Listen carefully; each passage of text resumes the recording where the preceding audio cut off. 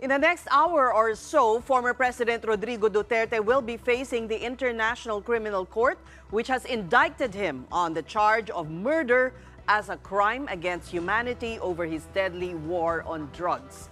During the hearing, Duterte will face 3 women judges of the ICC Tribunal Chamber 1. Here, Duterte will be informed of the crimes he is alleged to have committed, as well as his rights as a defendant, including the right to apply for interim release pending trial. Now, the prosecution will also be presenting its evidence against Duterte, which the judges will determine if these are sufficient to go to trial. The suspect, in this case Duterte, may object to his charges, challenge the prosecution's evidence, and may also present his own evidence. Duterte initially requested that he be assisted by his executive secretary, Salvador Medialdea, and the Office of Public Counsel for Defense, to which the ICC registry has acknowledged. Around 4:30 this afternoon Manila time, Vice President Sara Duterte, accompanied by Attorney Harry Roque and Senator Robin Padilla, arrived at the ICC Detention Center. Our own Gretchen Ho was there, and we speak to her now live from The Hague. Gretchen, did Vice President Sara Duterte manage to talk to her father?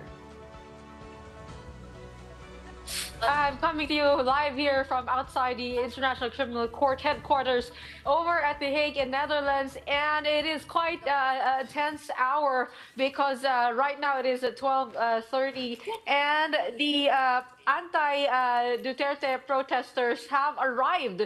So they just got here, but they are on the other side. Nandun sila, at ito yung pro-Duterte supporters, no? So may mga security na sa gitna to prevent anything unruly from happening. But speaking of answering your question, hindi pa mukhang kanina, hindi pa nakakausap ni Vice President Sara Duterte ang kanyang ama. They were trying to get inside the building early. That was at 9 a.m. here at The Hague.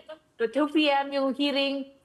They were trying to get inside, but as Attorney Harry Roque said, there's a whole lot of procedures and emails that you'd have to send to be able to get the ICC approval. Hindi pa nakikita si Vice President, si Pangulong Rodrigo Duterte, pati na rin sila Attorney Harry Roque at si Senator Robin Padilla, who is also here in the Netherlands. What we do know is that Executive Secretary Salvador Medialdea was able to get inside the ICC Detention Center and talk to the former president. He is the official listed counsel as of now of the former president.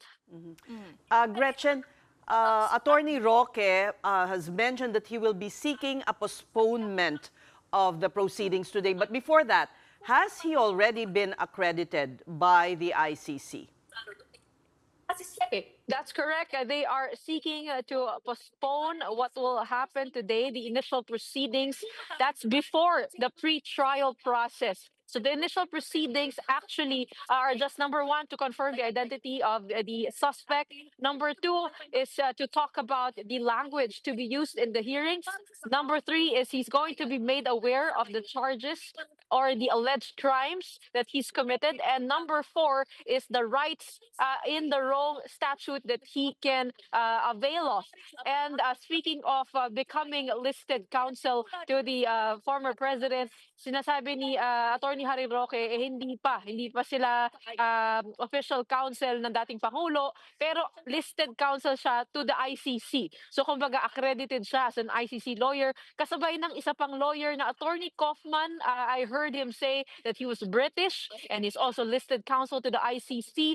They're looking at the 3-lawyer legal team of the former president. Kasama na dyan si Executive Secretary Salvador Medialdea. As to the postponement of what is going to happen today, the arguments that he mentioned was that they were going to argue over the jurisdiction of the ICC in the Philippines. Number 2 is the kind of arrest that was done in our country. He says it was illegal. And number 3, hindi pa nga nila nakakausap, no? Sabi nila, we have not seen, we have not spoken to the former president, and ihahain daw niya doon nga sa mahistrado nitong ICC.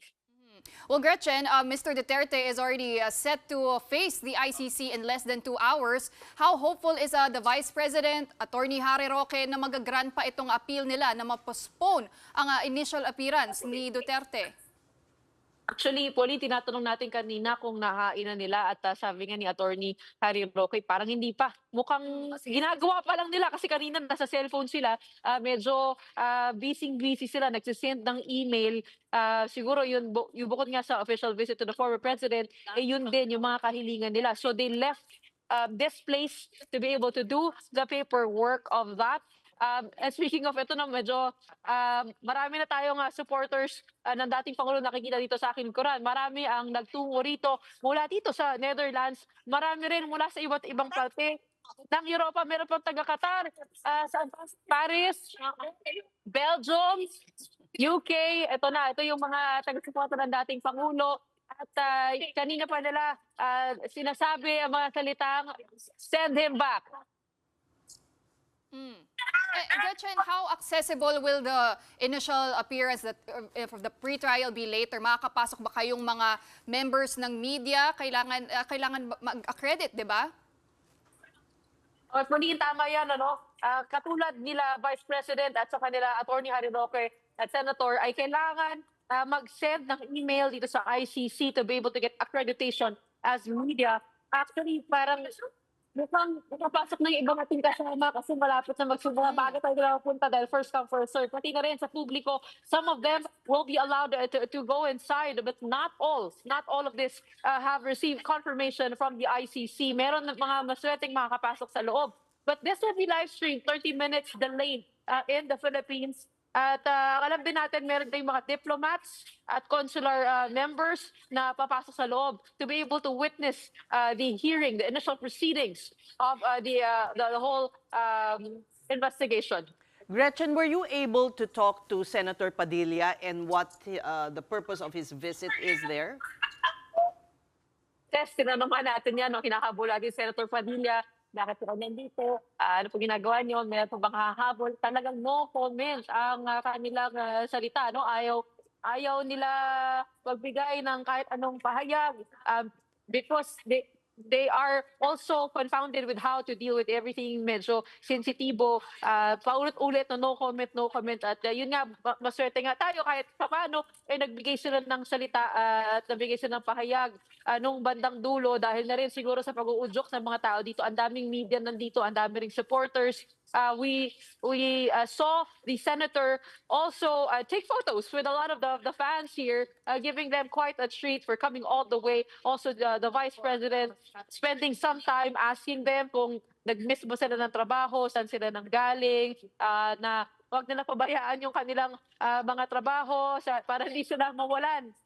Pero yun nga, no, sinabi rin ni Vice President kanina na hindi ang pamilya Duterte ang problema ng Pilipinas. Ang sinabi niya ay ang problema daw ay ang kahirapan, ang korupsyon, ang kawalan ng oportunidad. And she was speaking to this OFW crowd who had to go abroad to be able to find greener pastures. So they did spend some time with the OFW community here, catering to them.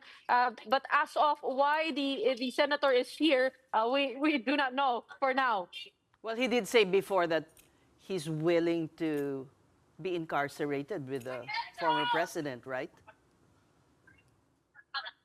Oo, tama yan. Ano? Pero yun nga, gusto ko nga rin itanong kanina kung sasama sa loob. Mukhang yun ang plano ni Senator. Kasi talagang talaga they were trying to get inside. Sabay-sabay sila. So mukhang kasama rin si Senator Robin Padilla kung ano man yung mangyayari mamaya. But going back to the possible request for postponement of the proceedings today, this is a position of Attorney Roque. But are there any indications if he has been able to talk to Medjaldea, who is also actually the accredited lawyer for the former president in the proceedings today? Ako, yun nga yung kasi kanina nung nandito sila, ang sabi lang ni Attorney Harry Roque kasalukuyang nandoon sa loob si Executive Secretary Medialdea. Hindi natin nakuha ng update itong si Attorney Harry Roque. Kung nakausap niya right after that, but they wanted really to try to see the former president before his initial appearance before the pre-trial chamber. Yun yung kanilang pakay. And yun nga, they were in the middle of doing all of those emails. And speaking of talagang medyo marami ng tao dito talaga nagsisipuntahan at marami pang aabangan dahil there are, I think, about 3 buses that are making their way to The Hague and Netherlands over the weekend. At mukhang sinabi rin ni Vice President Sara Duterte na magkakaroon daw ng press conference later today when they will be able to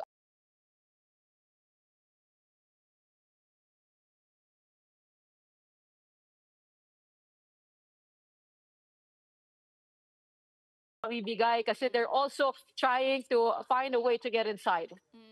And Gretchen, well, one of the rights of the accused, in this case si Duterte nga, is to request ng interim release. Balikan lang natin ano ba yung mga batayan para mag-grant ng interim release at ito ba ihihingin nga ng kampo ni Duterte? That's correct. Isa sa mga babasahin sa kanya yung kanyang rights under the Rome Statute. He has a right to request for an interim release, meaning yun nga yung pansamantalang pagkakalaya at if number 1 is not a flight risk, number 2 is not a risk to the witnesses and victims, number 3 he will not risk or interfere in the investigation, and number 4 that he will not cause continuing commission of crimes. So if he was able to satisfy all of those conditions, then he can be granted the interim release request. But nire-research natin kung meron nga bang precedent itong pagbibigay ng interim release request. At nakita natin, meron tayong mga nabasang kaso na matagal nang nililitis, matagal nang under trial, at saka binigyan ng interim release request. Pero yung sa ganito kainit at ka-fresh na issue, hindi natin sigurado. But one of the reasons why he is kept here is because they do not believe that he can be summoned and that they need him here to be able to appear in the proceedings. Also, Gretchen, a quick check online on whether postponements have been granted for initial proceedings. There have been indeed cases of the grant of postponement. So, it's going to be a long day for you over there and a long night for us here in Manila. So, thank you, Gretchen, for that update. We'll be surely hearing you later on before we go back in the program. All right, maraming salamat sa inyo, Seth and Pauline. Stay tuned.